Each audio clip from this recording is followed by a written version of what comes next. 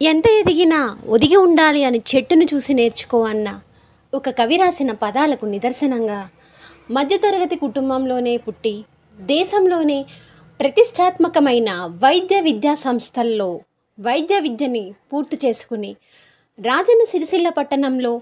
అమృత children hospital మరియు హిమాన్షి పిల్లల హాస్పిటల్ను స్థాపించి సామాన్యుడికి సైతం నాణ్యమైన వైద్యాన్ని తక్కువ ఖర్చులో అందించాలి అనే ధ్యేయంతో ముందుకు నడుస్తూ పరుల కోసం జీవించేదే అసలైన జీవితం అన్న స్వామి వివేకానందుని రచనలను స్ఫూర్తిగా తీసుకుని సమాజ హితం కోసం తన వంతు సేవ చేయాలి అని ఒక్క ఆలోచనతో